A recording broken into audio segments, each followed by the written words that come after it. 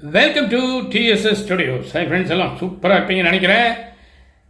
நம்ம பல்துறை வித்தகி பில்டெக்கார் உள்மொழி சொன்ன கதையை இன்றைக்கி நம்ம பார்க்க போகிறோம்.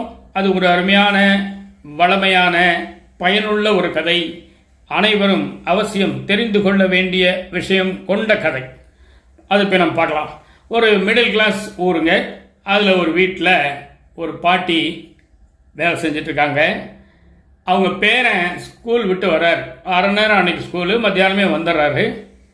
அந்த பையன் பேர் அதிரன்னு பேர். அதே மாதிரி ஒரு அதிரடியாக வர்றார். அவர் வந்த உடனே நேராக வீட்டுக்குள்ளே போய் பார்த்தா பாட்டி பின்னால் இருக்காங்க. கொல்லப்புறத்தில் சில வேலைகள்லாம் பண்ணிகிட்ருக்காங்க. அங்கே பார்த்தீங்கன்னா ஒரு நெல், அந்த நெல்லை ஒரு நெல் இல்லைங்க, நெல். அந்த நெல்லை அவங்க ஊற வச்சு மறுபடியும் அதை காய வைக்கிறாங்க வெயிலில். அந்த பையன் பாட்டியை பார்க்குறான்.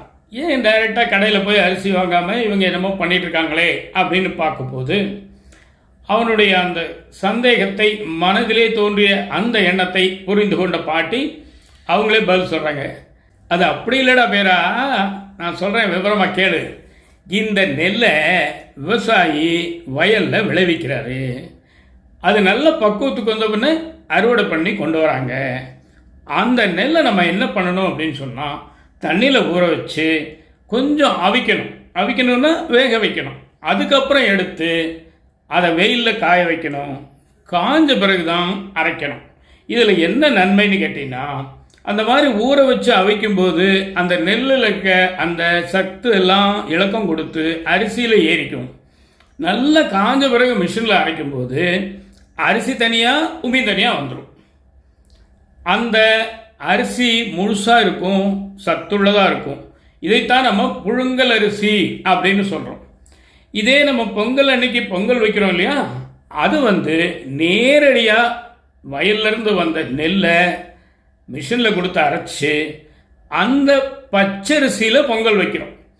ஏன் வைக்கிறோம் அப்படின்னா, அதை கடவுளுக்கு நன்றி சொல்கிறதாக நம்ம செய்கிறோம் இல்லையா, அதை இயல்பாக இருக்கணும், அந்த அரிசி எப்படி விளைஞ்சதோ அப்படியே இருக்கணுங்கிறதுக்காக நேரடியாக நம்ம அதை பொங்கல் வச்சு கடவுளுக்கு படைக்கிறோம். அதனால் பச்சரிசிங்கிறது வேக வைக்காத நேரடி அரிசியும், புழுங்கல் அரிசிங்கிறது வேக வச்சு காய வச்சு அரைச்ச அரிசியும் ஆகும். புழுங்கல் அரிசி சாப்பிடும்போது ஒரு சின்ன ஒரு தெம்பு கிடைக்கும், உடம்புக்கு மனசுக்கு ஒரு உற்சாகம் கிடைக்கும். பச்சரிசி கொஞ்சம் சூடும்பாங்க. சில பேர் அதை உணவாக கொள்கிறாங்க. பல பேர் இந்த மாதிரி பொங்கல், இந்த மாதிரி சமயங்களில் மட்டும் கடவுள் சம்பந்தப்பட்ட விஷயங்கள் வரும்போது பச்சரிசியை பயன்படுத்துகிறாங்க. ஒரு அமாவாசை, பௌர்ணமின்னு வச்சுக்கலாம், அந்த மாதிரி விஷயம் அது. ஆக இந்த அரிசியினுடைய கதை தான். இதில் முக்கியமாக நீ தெரிஞ்சுக்க வேண்டியது என்னன்னு கேட்டிங்கன்னா, ஒரு பாம்பே, ஒரு மெட்ராஸ், ஒரு கல்கட்டா, ஒரு பெங்களூர் மாதிரி பெரிய ஹைடெக் சிட்டியில் இருக்கிறவங்க வயலையே பார்க்க முடியாது. வயலை பார்க்கலைன்னா எப்படி விவசாயியை பார்க்க முடியும்? அப்போது விவசாயியை தினமும் பார்க்காவிட்டாலும் அவர் விளைவித்த பொருளை நாம் கடையிலையோ, பெரிய கிட்டங்கிலேயோ, குடோன்லேயோ, மொத்த கடையிலையோ எங்கேயோ ஒரு இடத்துல நம்ம வாங்குகிறோம், சரியா? அப்போ என்ன அர்த்தம்னா, விவசாயி கடவுளுக்கு சமமானவர். கடவுளை நீங்கள் பார்க்க முடியாது இல்லையா, உணர முடியும். அதுபோல் விவசாயி பார்க்கலைனாலும் அவர் யாரோ, அவர் இல்லாட்டி என்ன அப்படின்னு நீங்கள் நினைக்கக்கூடாது. ஏன்னா விவசாயம்தான் இந்தியாவின் முதுகெலும்பு. பொதுவாக மனிதர்களுக்கு உணவு வழங்கும் துறை அப்படின்னு சொன்னாலே அது விவசாயம்தான். அதில் அரிசி மட்டும் இல்லை, நம்ம சாப்பிடக்கூடிய எல்லா தானியங்களும், காய்கறிகளும், பூ, காய், பழம், எதை எடுத்தாலும் விவசாயத்தின் அடிப்படையிலேயே அதெல்லாம் நமக்கு கிடைக்குது இல்லையா?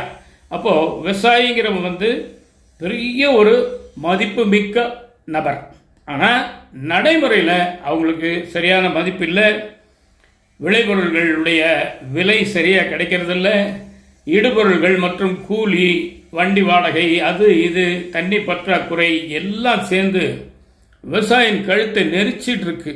ஆனால் அந்த மூச்சுத்திணறலோடு நான் விவசாயம் செய்தே தீர்வேன் அப்படின்னு நிறைய பேர் விவசாயம் பண்ணிட்டு இருக்காங்க. அவங்கெல்லாம் இல்லை, விவசாயமே இல்லை அப்படின்னா நீங்கள் 500 நோட்டையும் பெரிய பெரிய செக்கு, டிமாண்ட் டிராஃப்ட் எல்லாம் சாப்பிடவே முடியாது. உங்களுடைய தங்க கட்டிகள் உங்கள் வயிற்றை நிரப்பாது. அந்த அளவுக்கு விவசாயங்கிறது நம்ம வாழ்க்கையில் ஒன்றோடு ஒன்று பின்னி பிணைந்து உள்ளது. இல்லைன்னா நம்ம வாழவே முடியாது. சரியா?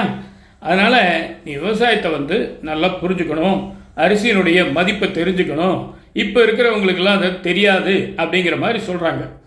உடனே அந்த பையன் ஒரு முடிவு எடுத்துறான். இனிமேல் என் வாழ்க்கையில் ஒரே ஒரு பருக்கை சோத்தை கூட நான் வீணாக்க மாட்டேன் அப்படிங்கிற ஒரு திடமான முடிவு எடுக்கிறான். இந்த கதையை சொன்ன அந்த பல்துறை வித்தகி பில்டெக் அருள்மொழி அவர்களுக்கு மாபெரும் நன்றியும் வணக்கத்தை இந்த இடத்துல தெரிவிச்சுக்கிறேன். இதாங்க இன்றைக்கி விஷயம். இந்த அரிசி மற்றும் உணவுப் பொருள் எல்லாமே தானாக பெரிய பெரிய சூப்பர் மார்க்கெட்டில் ரேக்கில் ஏறி அதுவோ உட்காராது. அதுக்கு பின்னாடி பெரிய ஒரு வலிமிகுந்த கதை, விவசாயியின் கதை இருக்குது. அதை நீங்கள் புரிஞ்சுக்கணும். உங்கள் கருத்துக்களை எதிர்பார்க்குறேன். மீண்டும் அடுத்த எபிசோடில் சந்திப்போமா. அதுவரை உங்களிடம் விடைபெறுவது உங்கள் அன்பன் டி. சண்முக சுந்தரம், போத்தனூர், கோயம்புத்தூர். நன்றி, வணக்கம்.